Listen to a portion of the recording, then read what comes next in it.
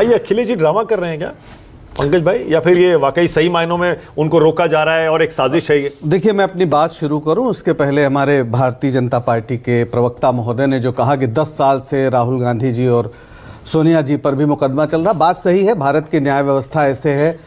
2002 के दंगों के आरोपित माननीय मोदी जी 12 साल बाद क्लीन चिट पाए। हाँ। तड़ी पार रहे गृह मंत्री जी, अमित शाह जी तड़ी पार किए गए, राज्य में घुसने से रोका गया। गलत नहीं, राज्य में हुए ही नहीं है, राज्य बड़ा ये फैक्चुअली इनकरेक्ट है। राज्य में घुसने से रोका गया नहीं, ये फैक्चुअली इनकरेक्ट है। क्या किया गया आप बता दीजिए। आप पहले बात कर लीजिए, मैं आप बता दीजिए। अमित पहली बात आपने कहा पूरी बात कर दूं तो ठीक है। अमित शाह जी इस देश में कभी भी तड़ी पार नहीं रहे, ये झूठी और फर्जी बात है और इस पर मैं इन पर केस भी करूंगा। एग्जांपल दे रहा हूं क्यों। अमित शाह जी को जब जेल भेजा गया, सही 90 दिन बाद उनको अहमदाबाद कोर्ट से बेल मिली। बेल मिलने के बाद आमतौर पर क्या होता है कि जब आपको बेल मिलती है तो ऑर्डर ही आने में शाम हो जाती है, लेकिन वहां पर जिस तरह की स्थितियां बनी, ऑर्डर निकलने के बाद सुप्रीम कोर्ट में मामला फाइल हुआ। सुप्रीम कोर्ट में कोई मुर्तजा करके जज हुआ करते थे, उनके पास उनके घर में आमतौर पर आतंकवादियों की सुनवाई ऐसी होती है, उनके घर में वो केस सुना गया। केस सुनने के बाद यह डिफेंस रखा गया कांग्रेस सरकार के लॉयर्स की तरफ से कि भाई वहां पर अगर वो राज्य में जाएंगे तो स्थिति बिगड़ सकती है।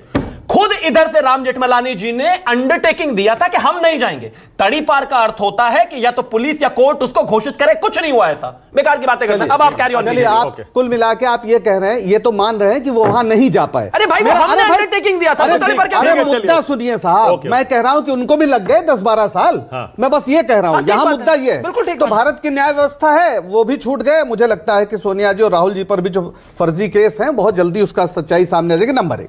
नंबर 2, आपने ये कहा कि ये क्या नाटक कर रहे हैं। अगर ये गवर्नेंस पे जरा सा भी यकीन करते तो पूर्व मुख्यमंत्री जो पिछली बार गए, आपने विवाद किया और इस बार भी वो जाना चाह रहे थे, आप थोड़ी साफ सफाई करा देते। आज 11 अक्टूबर है, जेपी आपके इतने बड़े सभी के पुरोधा हैं और जेपी सिर्फ 48 से नहीं, वो 42 के नायक हैं, महानायक हैं भारत छोड़ो आंदोलन के।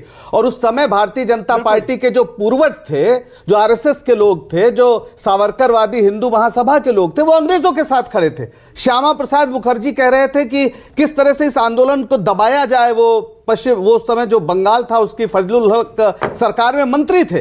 तो जाहिर है जेपी से इनका कोई लेना देना नहीं है। जेपी ने एक काम किया कि पहली बार जो महात्मा गांधी की हत्या के आरोप के कारण पूरी तरह से अस्पृश्य हो गए थे, जेपी ने उन्हें जब संपूर्ण क्रांति आंदोलन हुआ इमरजेंसी के खिलाफ, इमरजेंसी गलत थी, मैं 100% इस बात को मानता हूं, और इमरजेंसी एक गलत फैसला था। तो क्या फ्रस्ट्रेशन निकाल रही है क्या सरकार? नहीं, मैं आप अभी जो बता रहा हूं उसमें अगर इस सरकार को जरा से भी तमीज होती और इस देश के महापुरुषों के प्रति सम्मान होता तो एक पूर्व मुख्यमंत्री को जाने से रोकने की जगह वहां मालाओं का इंतजाम करी। अब ये वहीं का मामला नहीं है। अभी 700 किलोमीटर पैदल चल के लद्दाख से सोनम वांगचुक आए, उनसे ज्यादा अहिंसक व्यक्ति कौन हो सकता है? साथ में 100-150 लोग, और वो महात्मा गांधी की समाधि पर जाना चाह रहे थे 2 अक्टूबर को, आपने उनको भी गिरफ्तार कर लिया।